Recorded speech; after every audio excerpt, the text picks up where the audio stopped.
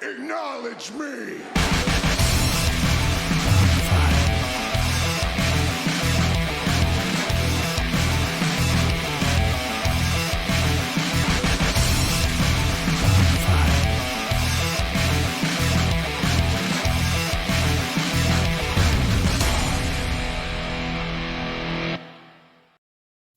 Hello and welcome back to Bitchin' About Wrestling, where the wise men or the unwise men talk about everything WWE.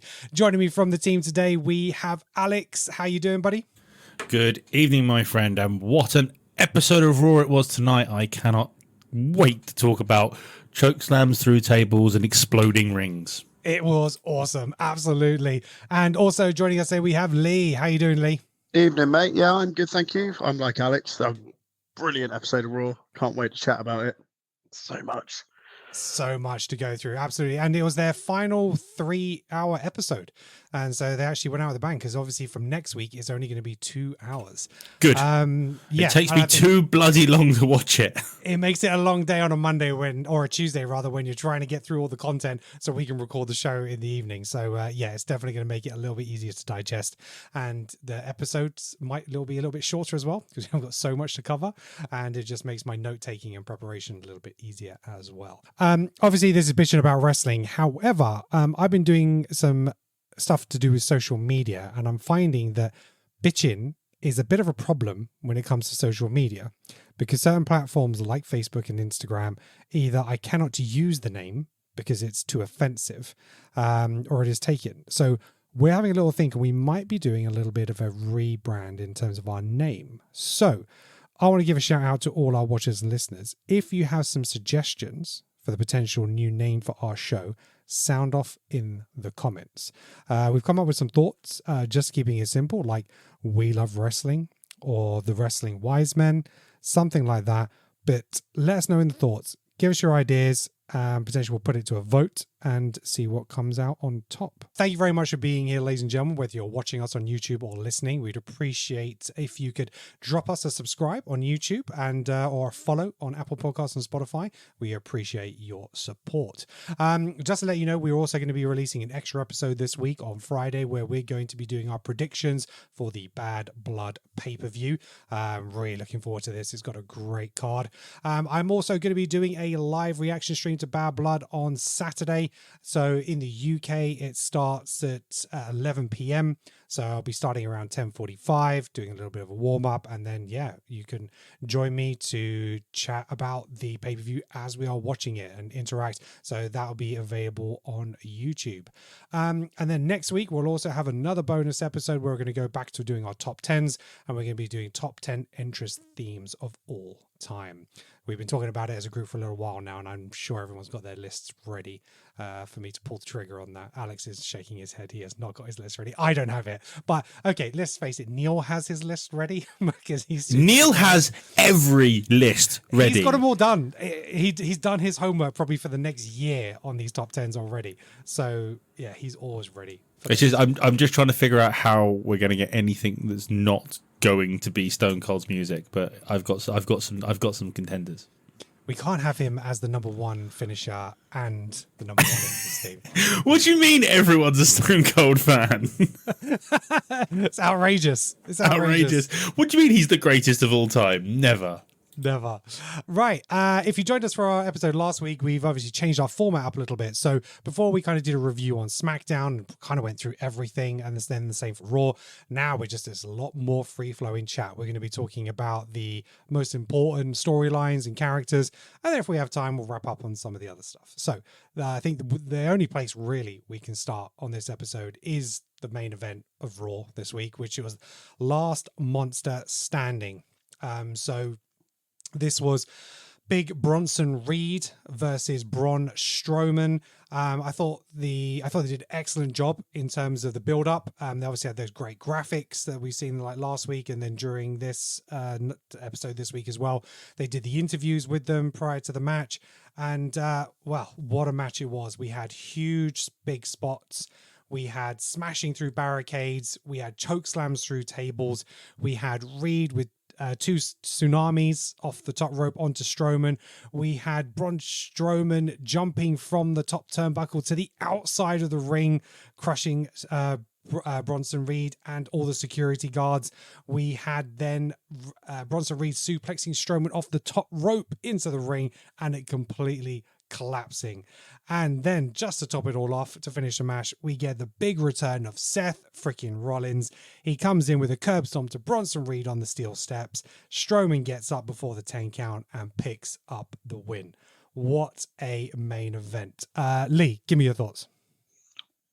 Carousel of carnage. That was brilliant. I was watching it and was getting Godzilla versus Kong vibes. Just real. Yeah. Loved 99.9% of the spots. I think they could have done without Strowman jumping off the top rope to the outside. It looked cool. Wrong. Took a long time to set up. Made it. You can see all the security guards looking around, being really nervous, like, when's he coming? When's he coming? But no, loved it. Didn't see the return coming. Yeah, we spoke about that just before we went on to record. I had the indication that during, obviously earlier in the week, we'd seen some clips go viral online of Seth Rollins at a couple of baseball games, I think it was, and he'd been pushed over the top, the barrier onto the field and stuff like that. And then they mentioned him on the episode, which they hadn't done in many weeks, and they showed these clips, and then they had the interview with Big Bronson Reed, and they're like, oh, when Seth Rollins does return, how are you going to feel about that? And he was like, yeah, I don't care. It's not a problem. It's like, okay, I think there's some seeds. He said, what did he say? He said, before I took months off his career and now I'm going to take years off his life. Oh, I was like, yes.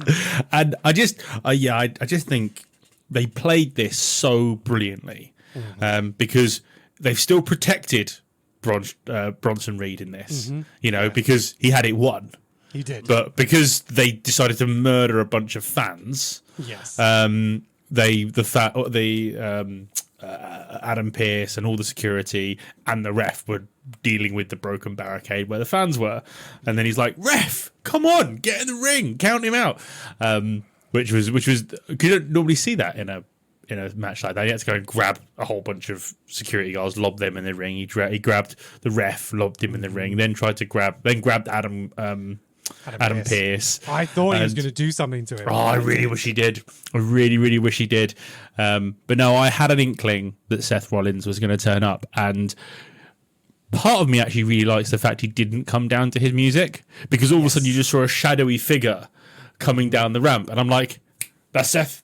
That's Seth. What's the Leonardo DiCaprio meme? Oh yeah. That one. I was like, it's him. And then, as he just stumbles over to the steel steps, and he stomps him on the steel steps and stands above him proud. But that was before we saw the ring explode. Yes. Been a long time since we've seen that happen. And all I sit there and think is, how do they do it? From a technical point of view. That's just what I like. It's like when I go to the theatre. People under the ring and they're pulling supports out. Like at one point can't be. The ring match. Dropped. The whole ring dropped. Oh, true. I think it's probably pyro and they blow out bolts, I'd assume. Yeah, compression maybe, and they do it that way. Let us know in the comments. How do you think they make the ring explode when this happens? That'd be really interesting. Because like you say, normally when it happens, like when I remember when it was like Brock and Big Show, and it really went down. Like one end went completely down. So people under the ring probably doesn't make sense unless they have a drop stage area. It looks fantastic on the screen. And like you said, it's been a while, and I think it's the first time in a long time it hasn't involved Big Show, because normally he's always. Is it always him? It's normally always him because he's one of the big guys, and I think he did it with Brock, and then there was who else did he do it with? Mark Henry, I think. Yeah. Brock and Mark Henry. First one. Yeah, that's the only two, isn't it? Oh, I feel like there's a third, but I'm not sure. But the thing, Strowman's been involved in a one prior as well. Maybe, but I can't think who with. Oh, let us know in the comments. Let us know. But no, what I liked as well was they teased us with this last week. Mm-hmm. They did tease it where they were both on the top rope and they weren't on there. It's like, oh, they're going to break the ring. It didn't happen. But no, that was just awesome. And then the ref, I always love it. My favorite thing of rings breaking is refs falling out the ring. Because they always go and stand by the ropes just as it's happening, and then the rope goes and they all fall out the ring. The only thing that's better than that is if you've ever seen the video of the Indies where the guy pretends to have a grenade. No. Have you not seen that video? No. He has a grenade and throws a grenade, and in the ring the grenade goes off and everyone explodes from the ring. Imaginary. Tell me wrestling's not real. Wrestling is awesome. I love it. Absolutely love it. The only thing that I need to bitch about is that the referee was at the side of the ring dealing with the spectators. And it's just like, that isn't your job. You got Adam Pearce there and all these people. And the fact that he was distracted for so long, it's like, come on, bro. You're supposed to be officiating this match. Let's crack on. So that kind of bugged me a little bit. I thought he was just going to keep doing tsunamis. Yeah, I'm surprised he stopped it too. Like, keep going up until the referee came in and did something. But I guess because of Seth coming back, they needed him. They needed Braun to get up. Yeah, you can't put him down for too long because like you say, you need him to break up. But yeah, great segment, great match, really good to see Seth return. And again, it's another example of WWE building of feuds without titles, and that is what we've missed for a long time. So you've had Bronson Reed and Braun Strowman. Now you're going to have Reed and Seth Rollins. Again, no title involved. It absolutely makes perfect sense. Any more thoughts on this before we move on, gents? No, we're good. Okay. Right. Next, I want to talk about Jey Uso. So Jey Uso came in to a great reception from the crowd. But for me, his promo was lacking. I didn't feel much. It felt like he was so excited about the entrance that he kind of forgot what he needed to do in the ring, because he said, I'm going to be defending this every week and fighting for it every week. And then he went and started talking about his family. And I felt like he would have normally said the thank yous first, then talk about defending it every week, and then someone coming out. And I'm wondering whether he kind of got it back to front, because it just seemed ready, because he seemed to wait after he said, I'm going to defend it every week, like he was waiting for someone to come down. He's like, oh, maybe I've done my load too fast. And then he started maybe him and Cody were having some libations before the show. Yeah, maybe. But yeah, there wasn't much of that promo for me. But then obviously Bron Breakker comes down, and he's brilliant, isn't he? He is great, and this is like 100%. His face turn, I guess, right? So it's like, just came out, I respect the title, now I respect you, and handshake. It's not a face turn. Don't believe it. Don't believe it being a face turn. You don't think? No, he's a heel. He's a definite badass heel. Because the crowd have been reacting to him. Well, the crowd like him, and I think they're gonna, and now it looks like they're gonna send him after Gunther. So maybe, but I like him as a badass because he behaves like a badass. He's called the badass. Yeah, you want him in that Stone Cold vein, don't you? Though, so you 100%. Want him to be the badass that goes up against people, but you love the anti-hero. Yeah, exactly. So I think that way of him making good with Jey Uso shows the respectful side that he has. But when he's up against somebody who is the bad guy, he will just lay it into them and be ruthless and do all those things that you want him to do. I think people don't want to see him doing it to Jey, because people like Jey. So I think this is kind of a face turn for him. Lee, what do you think? Oh, I totally agree. I think he either messed the promo up or he sounded it just didn't flow for me. I think he lost his train of thought, and he then went back to that getting the crowd to say yeet just for the quick pop. And I was like, come on, Jey.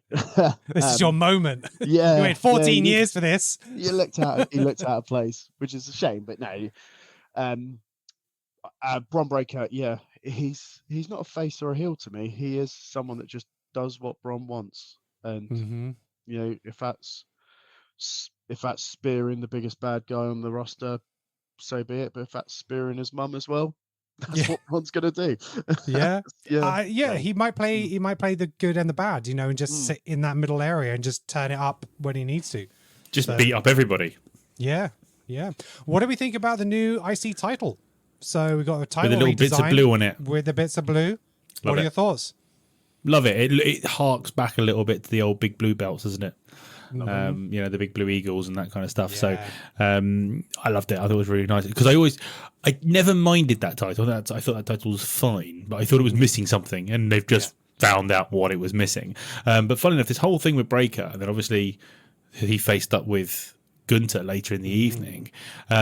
Maybe it's a case of they've gone, shit, we haven't got anybody for Gunther. Yes. And they've gone, okay, well, him and Breaker have got history, so let's drop the title, give it to Jay, who does deserve it. Yeah. From the way he's been the last 3 years, he definitely deserves it. So yeah, maybe they've gone, sod it, we'll drop it. He can admit to his mistakes, which he did again, and go after the world title. But again, I just don't think we see Gunther dropping the title anytime soon. I mean, he's definitely not going to drop it to Sammy, which we'll obviously get to in a bit. But it kind of feeds in, to be honest. But yeah, I want to see that match. I think it was an NXT thing, so I think it was an NXT thing, and I'm game for that, because that'll be high octane technical beastery. It'd be brilliant. Yeah. Yeah, no, it's a good point, because when he came out, I was surprised he wasn't talking about a rematch or going for the title again. And so at the time I was a little bit confused, but obviously when you see it later, him talking to Gunther, it's like, okay, that makes sense. And yeah, because we have the Judgment Day and Damian Priest tied up in that, we're going to have Seth and Big Bronson Reed potentially in a feud. Punk and Drew is still going. So maybe they feel like, yeah, we need to put somebody else in that position. And because he's being so well liked by the fans at the moment, you still have Gunther, who's the heel, and then you have Bron Breakker, the badass, and that's going to pay off and probably work really well. And looking forward to that. So let's talk about that. So we had, obviously, Sami Zayn being interviewed originally backstage and talking about how the fact that he's going to keep coming after Gunther, he's going to make him give him that shot. We have Gunther come out to the rings, cutting his promo as Sami Zayn comes out, and Gunther reveals, I really like this from Gunther, it was brilliant, where he was like, you had your family out to the show, WrestleMania, you won in front of your family, but I also brought my family over from Austria, and so then I had to speak to my dad after the show, and he asked me, and he does it in Austrian, he's like, how can you lose to this guy at WrestleMania? And I really loved that play. I thought it was really, really good. And you flew me all the way to Philadelphia to lose to that bum. Yeah, from Vienna to Philadelphia to lose that. Yeah, exactly. I thought it was so well played out. And he said, because things are expected of me, unlike your family, I'm someone who should be achieving, I should be winning, should be doing these things. And but Sammy came back with a line, your father's, not only going to think that you're a failure, but you're also a coward for not taking on my challenge. Sent Gunther over the edge, and he said, right, you want your match, you've got it. And so the match has been set for next week on Monday Night Raw for the World Heavyweight Championship. I thought it might have slipped into Bad Blood, so I was really surprised that it's actually going to be happening on Raw. So, yeah, what are your thoughts on the feud, Alex, and the match for next week? Firstly, how bloody good is Gunther getting? I mean, he is just elevating himself so much. It's like I watched some clips the other day of when he was Walter. They're two different people. Entirely different people. His transformation has been amazing. And it's that whole thing of you just respected the case of, okay, well, I'm going to be on the main scene now. I need to work on myself. And I think he's working better. I think he's performing better. His mic skills and promo skills are up there with the best in the business. Flawless.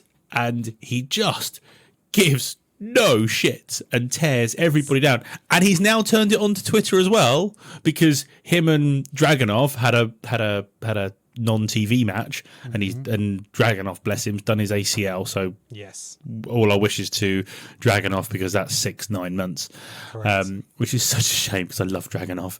Yes. And he posts on Twitter, "Weak things break." Yeah. Savage. And it's like, you've been hanging out with Drew or something, because your social media game stepped up, bro. So yeah, absolutely savage. I'll come on to Drew in a minute. Actually, I need to mention this now, because otherwise forget it. Because I know what you're gonna say. CM Punk brought his dog to Raw, and so then Drew on Twitter posted the clip from Anchorman where Jack Black picks up the dog and kicks it over the bridge. And it is so funny, so good. He's just so fucking good. Fine, I'll watch Anchorman again. Jesus Christ. Yeah, 100%. Lee, your thoughts on Gunther and Sami Zayn? Yeah, I totally agree. Gunther to Walter, and I hated that name change when it came out, I've been a Walter fan for years before he got into WWE. I'd seen him wrestle on the Indies many times, and he's even more impressive in the flesh. But yeah, he is a different person to Gunther, and yeah, Gunther's incredible. Gunther's probably one of the top 3 things I'm loving about wrestling at the minute. Yeah, absolutely, I agree with you. But I actually think Gunther's a better name because I didn't know him as Walter. I knew who he was, but I actually prefer the name Gunther. I think it's much more German for a start, which obviously the way Germans are generally portrayed in these kind of things, they are portrayed as the villain. So I think it suits it quite well, even though I'm very aware of how up in arms the internet was when that happened. We were. When he slapped that sleeper on Sammy, I thought his head was coming off. It was, very impressive. Yeah, everything he does is just magic at the moment, and it was absolutely right to put the title on him, and he is delivering 100%. Absolutely. Right, let's switch over to SmackDown. Let's talk about Codey Rhodes, Randy Orton, and Kevin Owens, and the Bloodline, and all that mess that's going on there. So on SmackDown this week, we had Randy Orton first come out, and he wanted to talk about why Codey Rhodes had decided to team up with Roman Reigns, because apparently it's everyone's business that they need to know what's going on. And, Codey Rhodes said it's something that he has to do. And, then Kevin Owens came out. But before he got to say anything, the Bloodline interrupted him, which I thought was very funny. And then we had a suggestion on a 3-on-3 match, but Kevin Owens was like, no, you've got your match with Roman versus these two. It's just going to be Randy Orton and Kevin Owens versus Solo Sikoa and Jacob Fatu. We had some backstage segments where, Kevin Owens was saying to Cody, he doesn't want him involved. He doesn't want him in ringside, doesn't want him coming out. But Randy Orton's like, yeah, I want you out there. Don't worry about him. It's all good. So my question at this point is Randy Orton playing and manipulating Codey Rhodes and Kevin Owens at this point to generate that heel turn that we want? Alex, what are your thoughts? He is the master manipulator. But I had this theory while watching it on Saturday morning, which was maybe they're both going to turn on him. That's what I want. Yeah, I mean, that has way more impact than just Kevin turning, because I don't think Kevin turning does anything. I think Kevin turning with Randy works really, really, really well, and that's what I want to see. But I just want it all to happen now. I don't want this to get sent down the road even longer. It's a bit like the Judgment Day storyline at the moment, where they've hit that peak of their storyline and they're waiting. I mean, I think the Judgment Day stuff is waiting for this weekend, but it's kind of gone over that peak of maximum interest, and they have a real fear of it leveling out and being a problem going forward. So they need to pull this trigger quickly, even if they both turn on him at different stages. Yeah. So Randy turns on him first, and then a couple of weeks later, then Kevin also turns on him. But the thing with the match was Kevin told Cody to stay behind, to not come out, and then he went off. And Randy's like, no, you should come out. Exactly. Numbers job, you should come out. So it's very, very interesting. I'm intrigued to see what they want to do, but it is time to pull the trigger because it's starting to get a bit stale. Okay. Yeah, I see what you're saying. Lee, what are your thoughts? We're being swerved. Kevin's teasing it. Randy will do it. He's gonna. I think. Spoiler alert. I think it's coming this Saturday. Right. Okay. I think. We're gonna get an RKO out of nowhere, and that's gonna be the build. Then that's gonna be the storyline from Bad Blood through to maybe the Rumble is gonna be Cody and Orton just tearing. And it's gonna end in Randy winning. Yeah, the title, and then Cody wins the Rumble again. Yeah. Can you imagine having the match and then appearing as like number 30 at the Rumble? I tell you what, I will boo the shit out of it if Cody wins the Rumble. I'll be right there with you. Yeah. I have this is probably how I would book it, because I think there's still some legs in the tank if they didn't focus on this every week. But the trouble is this is the main thing that's happening every week with these guys, and they need to kind of bring it down level. My thought process is we're going to have the 2-on-2 this weekend, and eventually the rest of the bloodline is going to come out, and they're going to end up overpowering Codey Rhodes and Roman Reigns. And I think the bloodline will potentially win. So then what's going to happen is we're going to then start thinking about Survivor Series. So then it's going to be a case of, right, we can't do it alone, just the two of us. We're still outnumbered against the bloodline. We may even, they talk about getting another member of the bloodline in to make that, because at the moment it is 4. So they may get a 5th member, or it may just be the 4. So then we have Roman Reigns, Codey Rhodes, and they recruit Randy Orton and Kevin Owens to have the 4-on-4 at Survivor Series.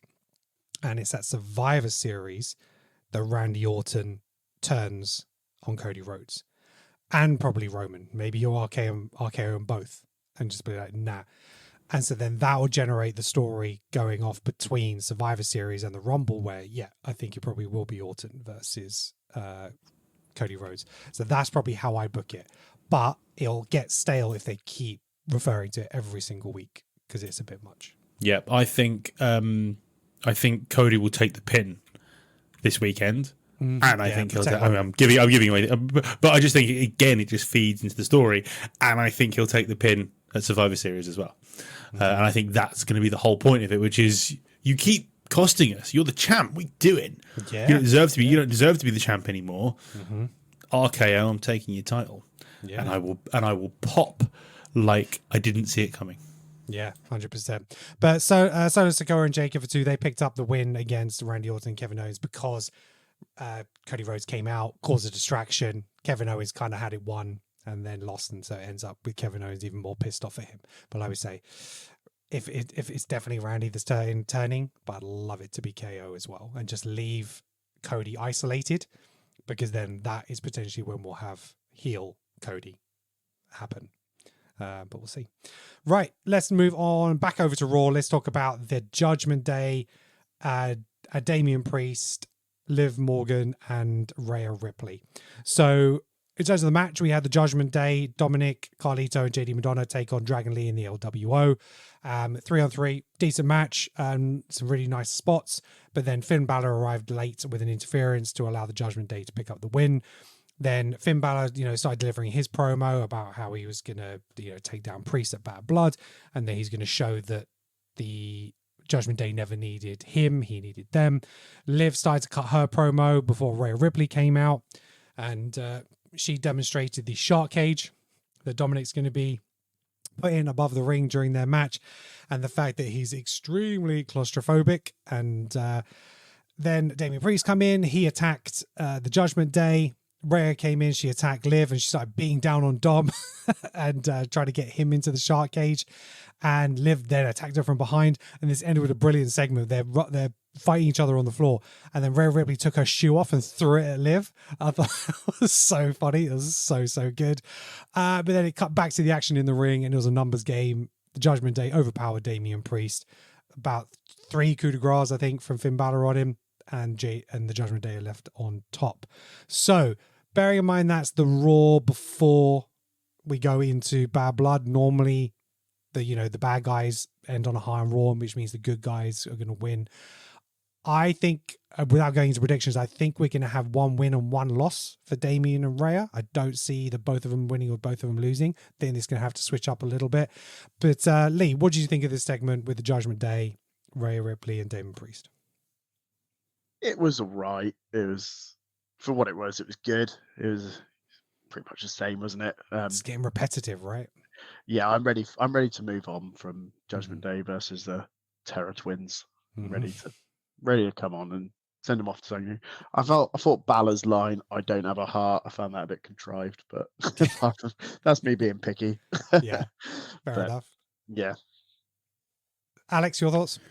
Yeah, as I said before, this feud needed to end a few weeks ago, and Bad Blood will be the end of the feud. But we're all a bit. It's gone from the best storyline in wrestling Yes. to not even in the top 3. Yeah. And it just needs to end. And it's not a bad thing. It's still been we will look back at it as a great storyline in the history of WWE. It's a shame that it's going to end. I mean, listen, it's going to end with the terrible Terratons winning. I know you don't agree, but that's my opinion on it, and that's the way it should end, because it's the good guys getting the better of the bad guys, and they can all go their separate ways, and we haven't got to do with it anymore, because that's what you have to have. Because if Rhea doesn't win the title, what's been the point? The whole point has been her getting her title back. That has been the whole point of it. It hasn't been about Dom. It's about getting back at Liv and winning the title, and that's what's going to happen. And there's no benefit to Finn beating Priest, so that's the way I see it going. There'll be bangers of matches, but they just need to happen now. I'm at the end. I'm at the end of the rope of what has been a great storyline. Yeah, no, that's fair. And I guess the reason why I'm thinking it might go slightly differently is because at the last pay-per-view, which was the one where the Terror Twins faced the Judgment Day. Was that the last pay-per-view? The Bash. I think it was, wasn't Berlin. it? Bash of Berlin. Yeah. And they came out on top then. So, to come out on top in one pay-per-view, have the back and forth each week on this, and then to come out again, for me, it'd be just a little bit predictable, but it could go that way. But if it doesn't go that way, like you say, then the story keeps going, and it's like there really isn't much legs in it. I think the Judgment Day part could probably still keep going. I think the Liv and Rhea thing, needs to end, because it is just the same thing. I took your title, I took your man. It's just the same thing every week, and we need to move past that 100%. Right, let's talk about this epic feud, CM Punk and Drew McIntyre.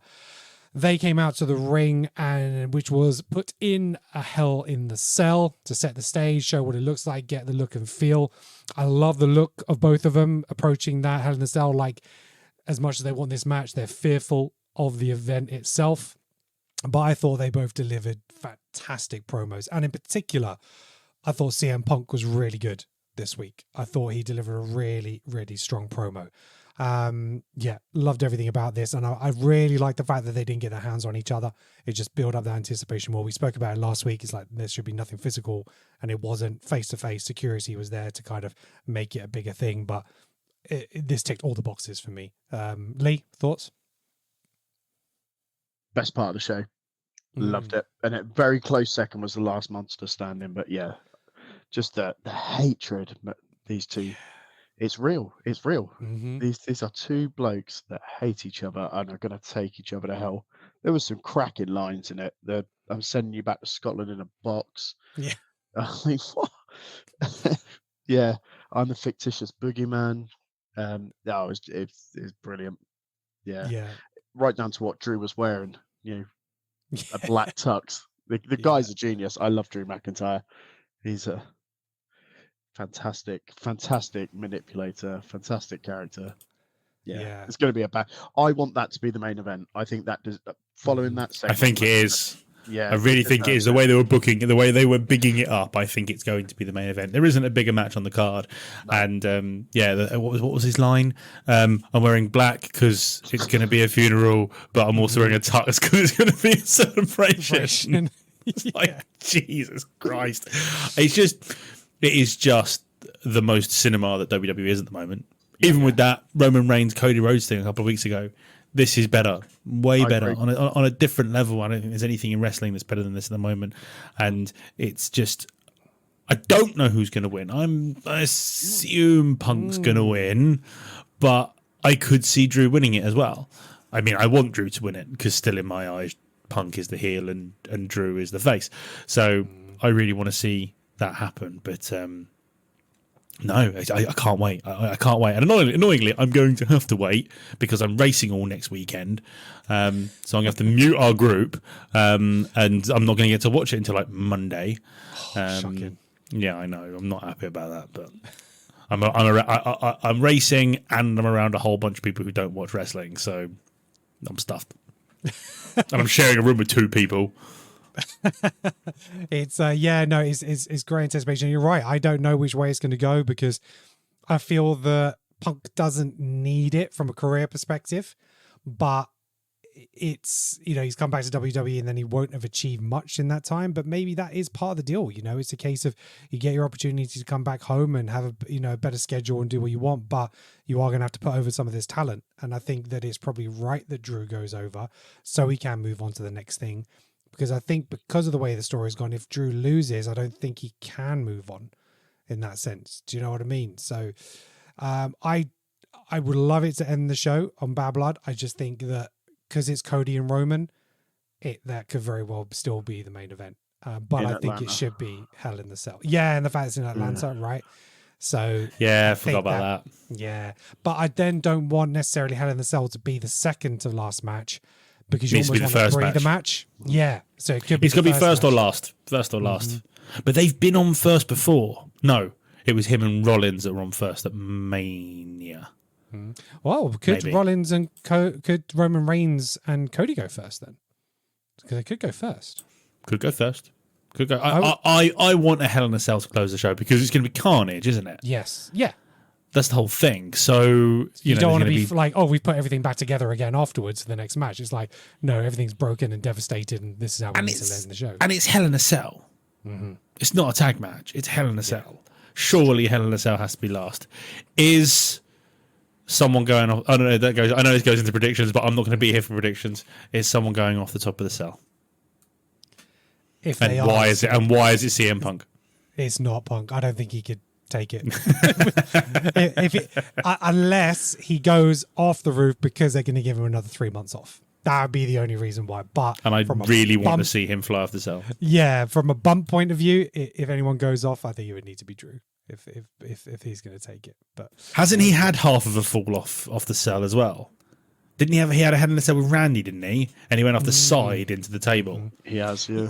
Yeah, it might not be such a full drop from the top. It could be off the side, like climbing up and then getting pulled off or something like that, or deciding halfway up he's going to jump off to crush someone and then miss them on the announcer's table and go through it, that kind of thing. So yeah, I could potentially see that happening. Right, let's talk about heel turn. So R-Truth came back. He said that Karrion Kross had been bullying The Miz, and so he got him a tag match against the AOP. And it's like, sorry, AOP. And the AOP. The AOP. I love him. Miz is like, no, the authors are pain. He's like, what books have they written? I was just like, oh, Truth, you're too good. I love Truth. But yeah, during the tag team match, Miz turns on R-Truth. I've been saying this for weeks. It's going to happen. It finally happened. The Miz is best when he is heel. It is the right thing to do. So we should see a feud between them now. And I'm not sure if it's going to necessarily relate to Karrion Kross and him merging together or him kind of joining Karrion, but I think it was just a way to instigate that heel turn, because Miz doesn't need anybody else. He doesn't need a mouthpiece. No. He doesn't need anything like that. He's fine on his own. So, Alex, what were your thoughts on the heel turn? Did you expect it this week? No, I didn't see it coming. I had to rewind it. I actually shouted, "No, Miz, no." I had no control over myself. I was like, "No," because I like face Miz, and I like the Awesome Truth because they're both so brilliant, they work so well together. And then he ruined it, and then Karrion laughing his ass off, and just made me sad because R-Truth got hurt. But did he come back with a lisp? R-Truth? Yeah.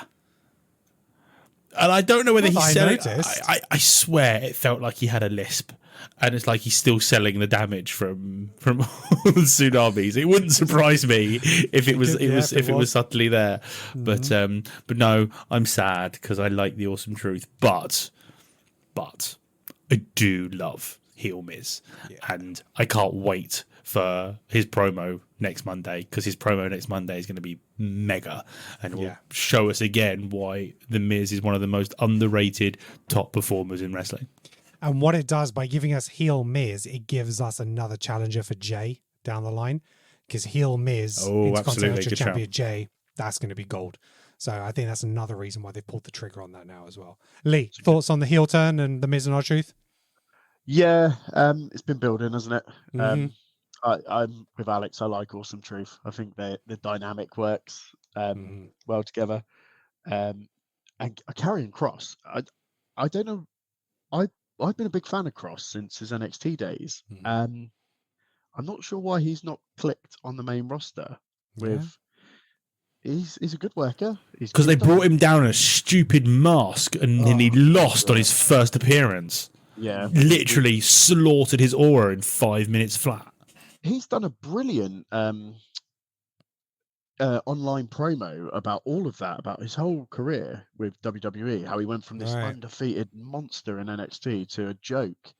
But it's not making the telly. They just don't seem to want to push him, but who knows? Who knows? Did you see the tweet from the house show? No. So Scarlett went up against Rhea Ripley in a house show, and Rhea did her pin and had her bent all the way over, and Scarlett commented, "I didn't know I bent like that," and Karen went, "I do." Brilliant. I love the fact that they're able to do their own social media. It's brilliant, isn't it? It's so brilliant. It makes magic. It makes magic. Because there's so many good ones out there. Liv is really good at it as well. And Dom's on, but all he does is post like GIFs. And it is so funny because he generally picks really great ones. It's so good. It's so good. It's a bit like the John Cena Twitter, isn't it? Because he literally just posts random pictures that in some way relate to what he's thinking at that moment in time. It's brilliant. Yeah. So we're talking about Karrion Kross. So Karrion Kross was also involved in the conversation backstage. If you look right at the back, he was behind Xavier Woods and Kofi Kingston talking. So there's definitely still some manipulation going on there. But we had obviously Xavier Woods versus Rey Mysterio after the little bust up last week, and Xavier Woods picked up the win with an uncharacteristic cheap win as he pulled the mask off Rey Mysterio mid-match. Obviously that put Mysterio, he decided he covered his face, and it made for a quick cheek roll-up. And, you know, I love the fact that, you know, the commentators, they split it. So, you know, Barrett was like, yeah, you know, he had to go for the win. Is this part of the business? And Joe's like, no, how could you do that? The morals. You know, Rey Mysterio wasn't happy either. And he was kind of apologetic, but not, you know. And so then he was confronted by Kofi backstage, and Kofi was like, did you do it on purpose? Like, no, of course not. It was an accident. And Kofi said that he'd been speaking to Adam Pearce and Jey Uso, and Jey had offered Kofi a title challenge for next week, but he said no, he turned it down a step aside, and he actually gave that opportunity to Woods because he felt he deserved it. Yeah, fair play. But then we had Chad Gable versus Kofi Kingston later in the night, and the Xavier Woods interference backfired, costing Kofi the match as he tried to hold back Chad Gable when he was doing a rope run, and Kofi Kingston was setting up a Trouble in Paradise, didn't hit it. Chad picked up the win, and the feud continues. So based on this, I'm thinking more is going to be Kofi that turns after that match, because I thought it was going to be Woods because he's been doing the dastardly thing with the mask and stuff like that, but I think actually that's going to play out to be quite genuine. And Kofi's actually just going to get really pissed off at the end, saying, I'm doing all this for you. And he's giving him the title challenges, this and the other. And I think he might just snap. But Lee, what are your thoughts? I'm with you, Kenan. I think it's Kofi. I think it's going to, I think, long-term booking, because it's not going to be soon after Miz has just turned. I can see losing the IC title match, getting another one, potentially even a third, and he'll have the match won. And that's when Kofi's going to go, there you go. I've been thinking that for a while, ever since they had the 3 in Judgment Day, in New Day. Yeah, I thought it's going to be Kofi, but yeah, we will I see. like that, costing him the opportunity to win the IC title. Yeah, I like that. I like that a lot, because then it will set up a feud between them, and it will then give Woods that opportunity to go on that singles run in a positive fashion if he can beat Kofi and move on, kind of thing. Alex, what are your thoughts?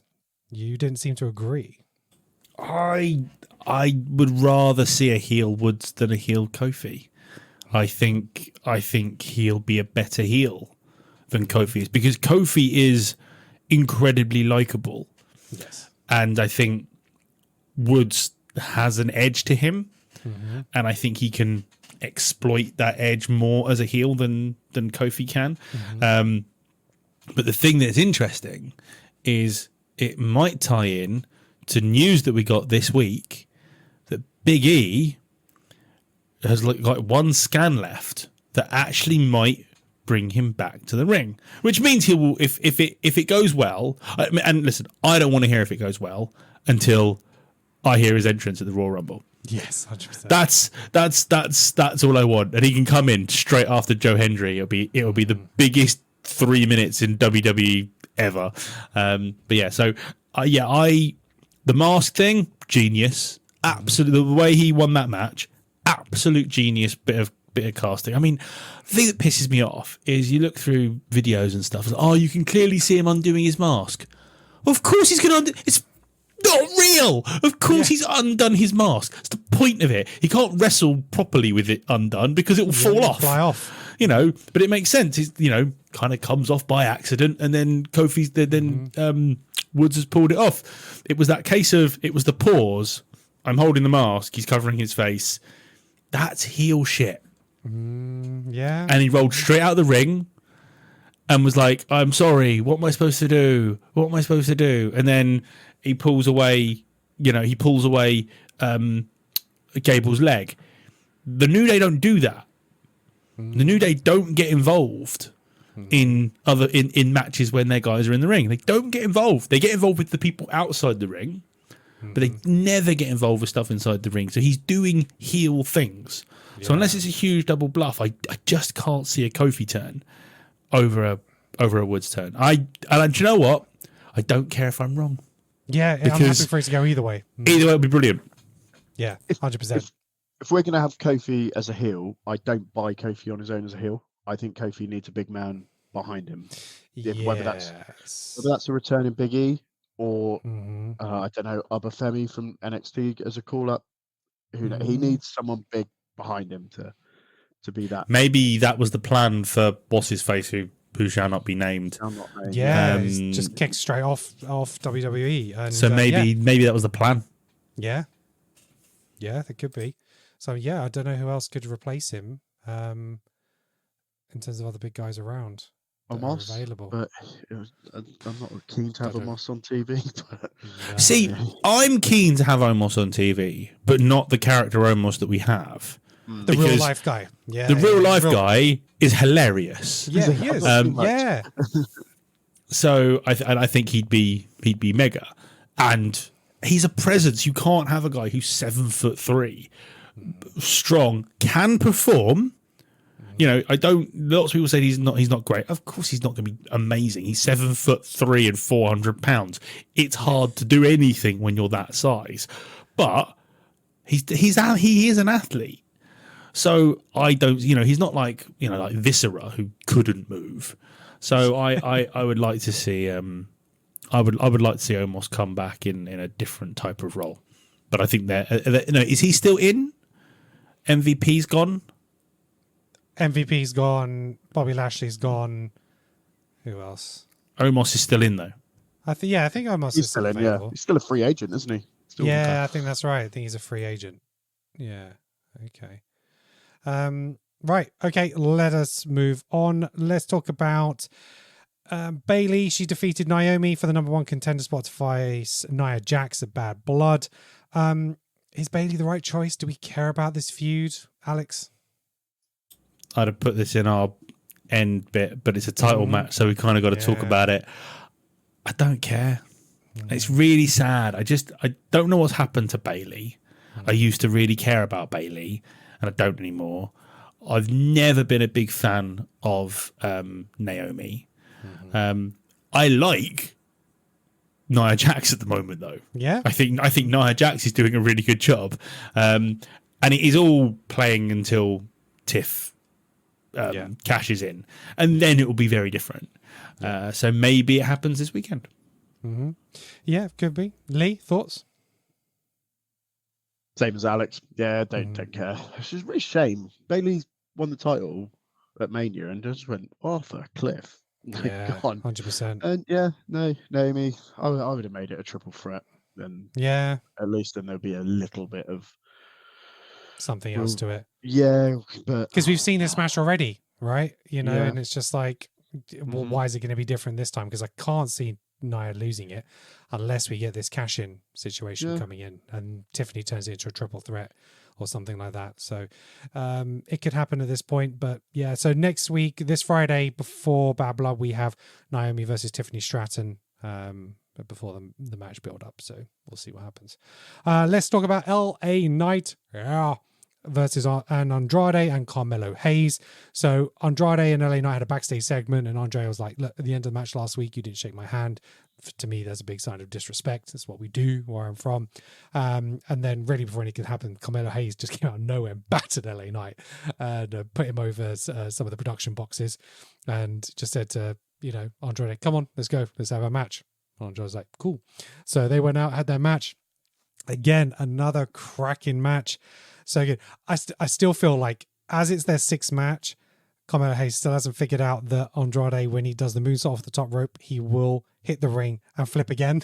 He's nailed him every single match, every single week with that. I thought this week, maybe he'll do 2 flips. It's like, no, just the same one each time.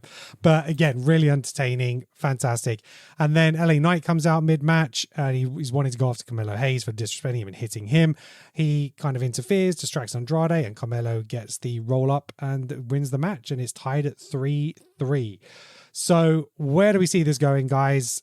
Is it going to be a case of we're going to have another rubber match between the two and make it a 4-3 either way? Or does it go to a triple threat kind of straight away? Because now they're both tied. Let's just throw them both in. What are your thoughts, Lee? So Lee booking this would put Andrade and Hayes in a rubber match with LA Knight as the special guest referee. Oh, okay. Let them slug it out. Probably no contest. Each guy's worked their socks off. They deserve a draw. And then build that into a triple threat for the US title. I'd put the title on Hayes. I would let Hayes have a run with it. And maybe a Hayes and Knight feud. But then what you do with Andrade?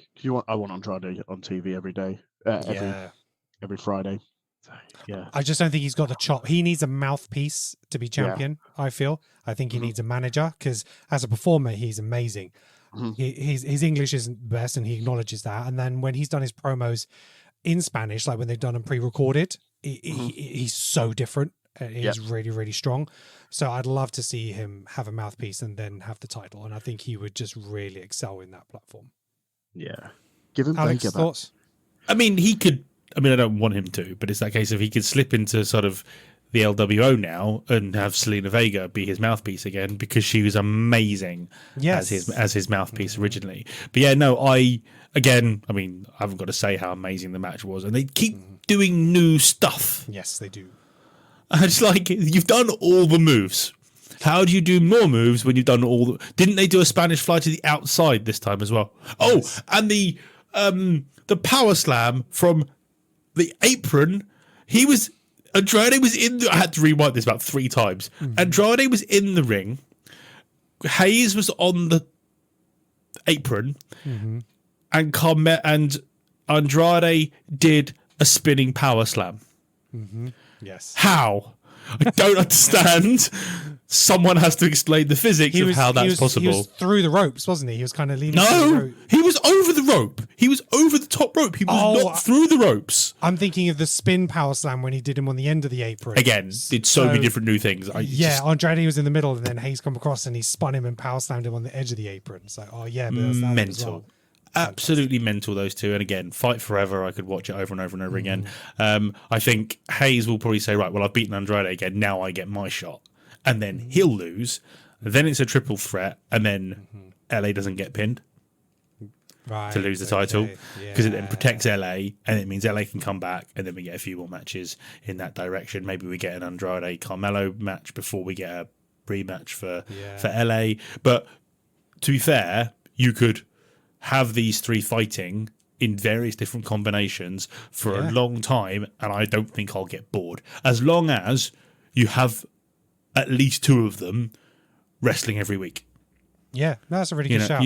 You know, it's not like was the part of the reason the Judgment Day stuff was getting boring. They're not wrestling every week. Yeah, and it's like come on, let's just see something. Because they defended like the tag championships like once, haven't they? Since they won it. By the way, going back to that Judgment Day just thing a bit, I know he gets a lot of stick, but how good is JD McDonough? Oh, so underrated. He is absolutely fabulous in the ring. There's nothing he does wrong. I think he's one of the best. He's brilliant. And I think so he's underrated. I think he's like this generation's Dirk Ziggler. I think he Dirk sells Ziggler. You watching Ziggler? Boogie Nights? Yeah. Okay, yeah. Dolph Ziggler. I don't know that about JD, but he has got a big head. So they say. I just think he sells so well as well, and the matches he has and the performances he put in, because he's always taking the bumps and stuff like that. But yeah, when he executes his moves, they're brilliant. His technique is fantastic, and 100% underrated. 100%. Sorry, I took us away from the LA thing, but I could watch these three fight and promo with each other for the rest of my life, as far as I'm concerned. It's brilliant. Yeah, and often when you on your show, you kind of need a heel champion and a face champion.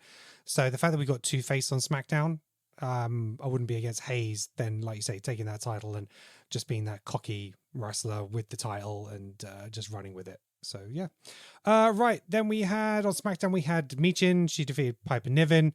Not that wasn't much interest in there for me, but I'm looking forward to SmackDown this week, where we have Michin versus Chelsea Green in a dumpster match. Oh, I'm going to miss that too. Oh, what a weekend! What a weekend! Alex, thoughts on either that match or the one coming up on Friday? Yeah, I don't remember the match. That's kind of all I got to say about it. But I am looking forward to the dumpster match. The dumpster match is going to be an absolute laugh. Yes, absolutely. Lee, anything to add? No, nothing really. Minchin's good, reliable. Mm-hmm. You're gonna get. She's not afraid to take a bump. No, she's not. No. Absolutely. Yeah, totally looking forward to the dumpster match. Well, years since we've had a dumpster match, isn't it? Yeah, it has been a long time. And see the montage of Chelsea sort of almost the training video, for it. the video last week. Yeah, Beautiful. It's going to be great. Brilliant. Absolutely love it. Right, so then we had Zoe Stark defeating Lyra Valkyria, the whole Pure Fusion Collective feud, and then we had Katana Chance and Kaden Carter come in, and the Holy Union, and I don't care.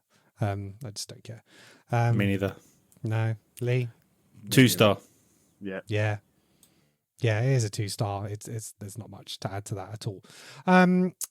So we spoke earlier about Ilya Dragunov. He's out for 6 to 9 months with his ACL, but returning next week on SmackDown is AJ Styles.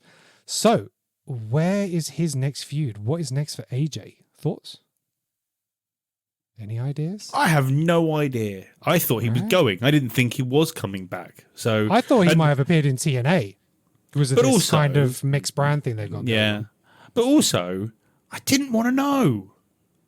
Just let him fucking turn up. Yeah. Let his music here. His new shit music compared to his old music, which was way better. Just let him turn up and let there be a pop. And it's like, because obviously the last thing we saw with AJ was him shouting, "I quit."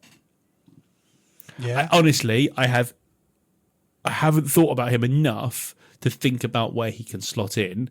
He's not going into the title picture, the big title picture anyway. I mean, he could slot into the US title picture, I guess. Yeah. Good. But I don't know. It's got to be something interesting. Got to be something big. Yeah. Oh, something I forgot to mention. I've just thought about. I don't want to forget about it with the Kofi Woods thing. I know I'm going back quite far. The Wyatt 6 thing.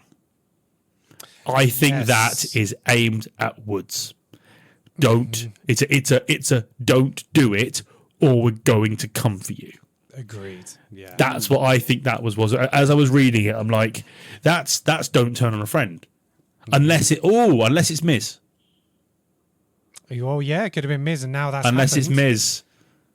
Oh yeah, because that happened, and maybe they played it that way because I think they showed that clip pretty much after the Woods Kofi thing, but then obviously you had the Miz turn later, so it kind of came out of your mind. But yeah, I think Miz would actually be a better shout, much better shout for it. I changed my mind. It's that literally as it popped into my head. Nice. Lee, any thoughts about what's the next for AJ? God, AJ, you take a Bloodline, Cody and Kevin, and then the US title picture. What else is there on SmackDown? Mid card wise, I can pick a rival for him. No, I mean, I don't know if Santos Escobar is coming back into the picture for the US title or whether he'd have a feud with AJ. I don't know whether they're bringing back in AJ to make an extra person in this Bloodline feud or something like that. I just don't see where he fits unless he, picks up a fight with Orton for some reason or Kevin Owens. I'm just not sure I know where it goes unless he calls out Logan Paul or something like that. I was going to say Logan Paul. Yeah, is it too? I mean, we have got Crown Jewel. That's when Logan Paul tends to pop up. And, why would he call out Logan Paul? Because they want Logan Paul for Crown Jewel. Because you don't need got to it. Because the because factor. Yeah. I guess he is a draw for Saudi. I guess not Logan AJ.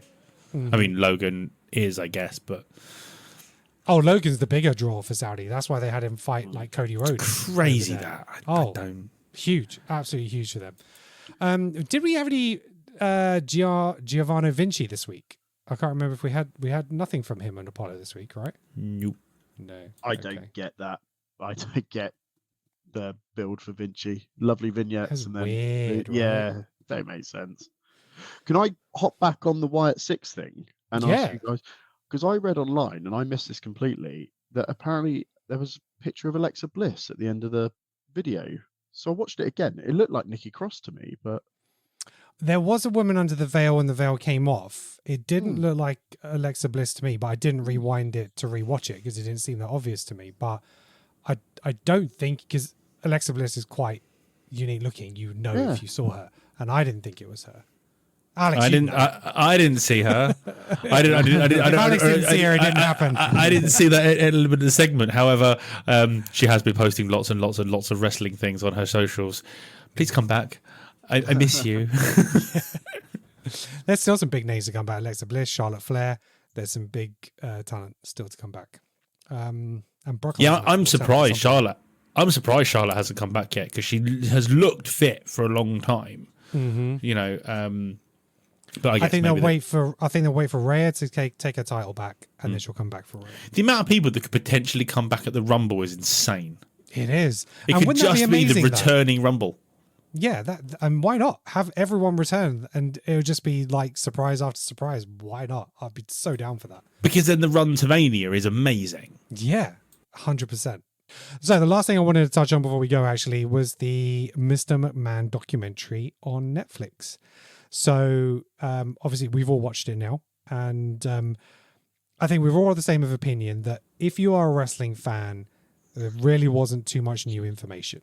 And it was a little bit more about the history of WWE and WWF than it was of Vince himself. Saying that, my takeaway from it was I didn't know Vince lived in like a trailer park when he was growing up before he was 12. So that was new to me. The abuse that he had from his mother's partner or stepfather, that was new to me. And in some ways goes a long way to explaining potentially a lot of his characteristics and him dealing with his trauma on screen as his character, Vince McMahon. And I did like some of the stuff between him and Shane and like understanding that relationship a little bit more. And actually quite got to me when Shane had his WrestleMania match and he said he got the hug from Vince afterwards. And when you see the behind camera and them hugging and that embrace, I was like, that was really touching for me. That was really nice. And to hear what it meant for both of them, I thought that was really sweet. But I still don't think it meant as much for Vince as it did for Shane. No, it didn't. And I sent you guys a tweet about how when it was John Cena's birthday, he was like, oh, he means so much to us and everything. Thank you for everything you've done for the WWE universe. You're amazing. And then for Shane, it was like, happy birthday, Shane.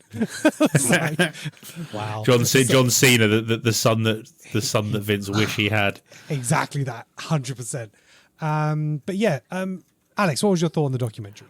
I feel the same. I think I mentioned this before watching it, which was it's going to be like Drive to Survive in Formula One. I had the same feeling when I watched Drive to Survive because as a big F1 fan, I watch all the races. I know all the characters. I know what goes on. I didn't learn much. I got to see more of the backstage stuff, but I didn't learn much. And it was the same thing here. I had a few extra details to add to my history, because the funny thing is, obviously, I've been away from wrestling for a really long time. When I came back, I watched billions of videos, and the way they went through it. The thing that was quite interesting was how much all the old stars back Vince. Yeah, 100%. The guys we love, every single one of them backed Vince, and then we didn't hear from any of them again. Trish. Yeah, Trish. Funny enough, Trish is one thing that blew my mind, which was it's a case of I was acting. That's the way it is. I looked like I was traumatized. Great, I did a good job. I can't. She wouldn't have been forced to do those kind of things, but it was what it was, and I think they all know that Vince is a bit nuts, but he.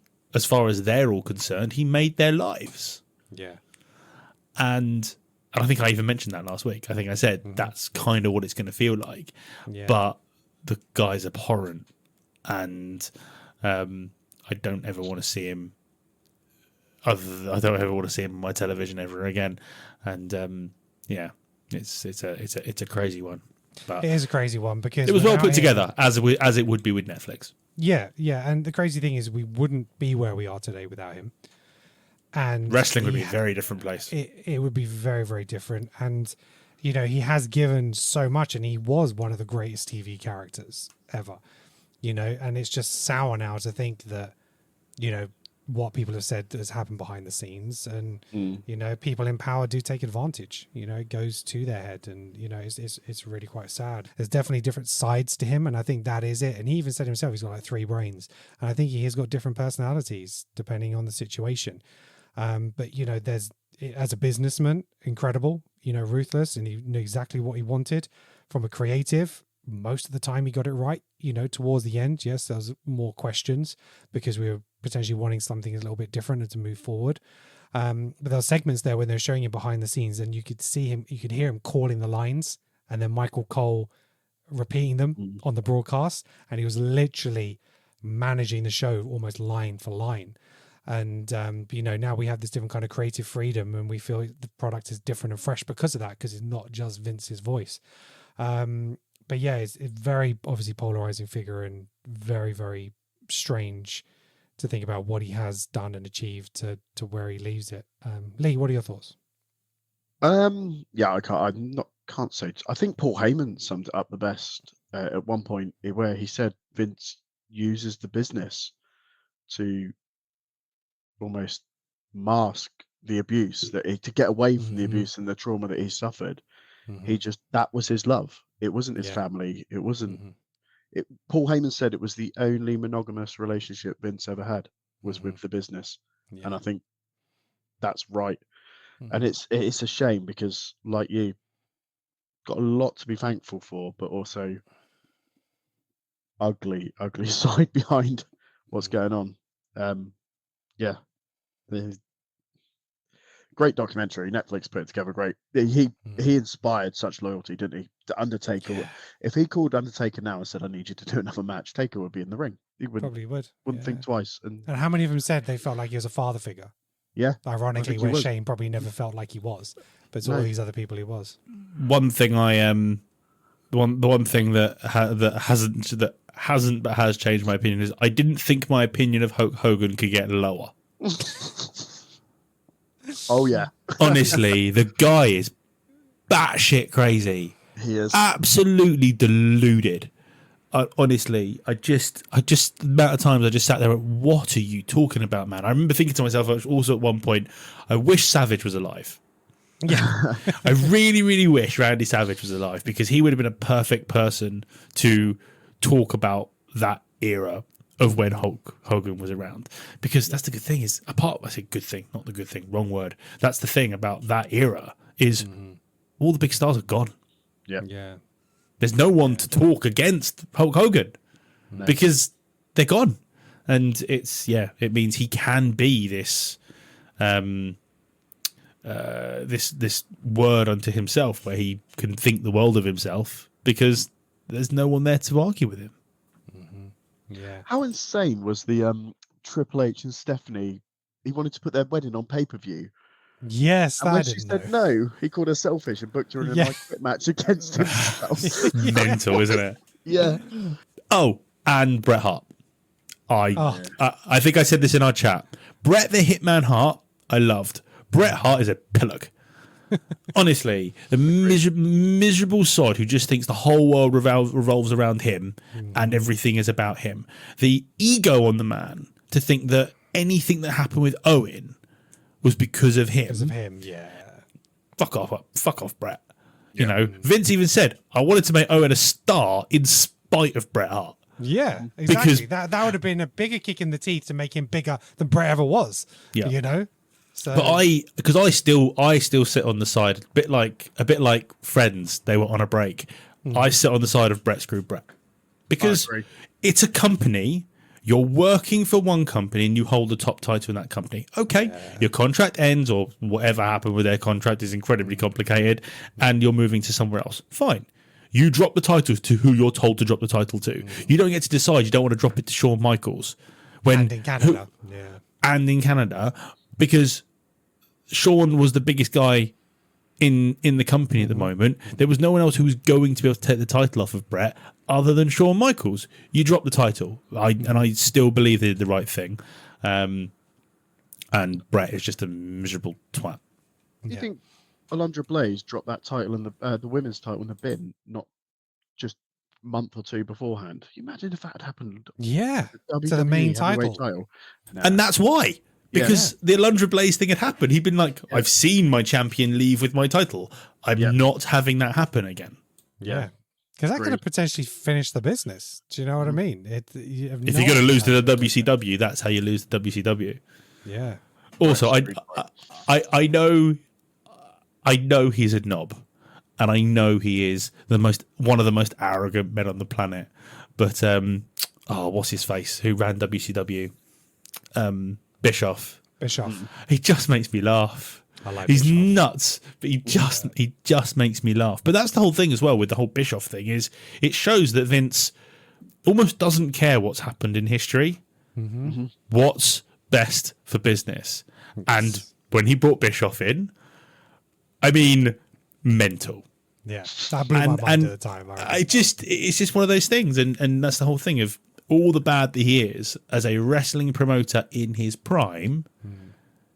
He's the granddaddy of it. Yeah, it's just a shame he's a twisted, psycho, sex addict freak. Yeah, 100%. Right. That's it. That wraps up on our show. On that note, let's leave on a positive, why don't we? Well, ladies and gentlemen, thank you very much for watching and listening. If you are watching us on YouTube, make sure you hit that like and subscribe and hit that bell to get notified for all our latest episodes. Remember, I'm going to be doing a live stream this Saturday for Bad Blood, so make sure you tune into YouTube to check that out. And if you're listening to the audio version of this podcast, we're available on Apple Podcasts, Spotify, anywhere you can get podcasts, we are there. Drop us a 5-star rating and comment. We'd really appreciate it. Alex, what would you like to talk about before we go?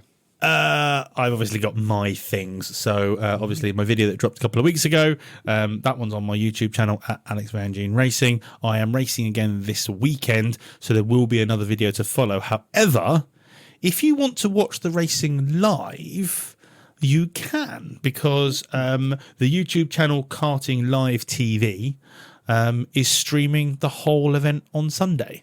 So I'll keep you guys posted on when I'm on track, because you don't want to watch people you don't know. I mean, you probably don't want to watch me, but anyway. But yeah, if you want to tune in live, Karting Live TV, go subscribe to them. If you like any form of racing, these are the same people that do Radio Le Mans, that do the Le Mans 24-hour. So it's a really good commentary team with a really great stream. So yeah, go follow those guys and come follow me. Subscribe to me. I'm at just over 850 subs on YouTube, and I really, really want to get to 1,000. Yeah, I'm trying to work on some sponsorship at the moment, which will also be good, but that'll come if it comes. So we'll see. Okay. All right. Lee, anything else from you? No, nothing for me. I've got some predictions to write and some top 10s to scale down. So, Indeed. busy boy. Indeed. Right, that's it from us this week. So thank you very much, Alex. Thank you very much, Lee, for being with us today. Really appreciate it. As always, I love talking wrestling. And until next time, peace out. Peace out.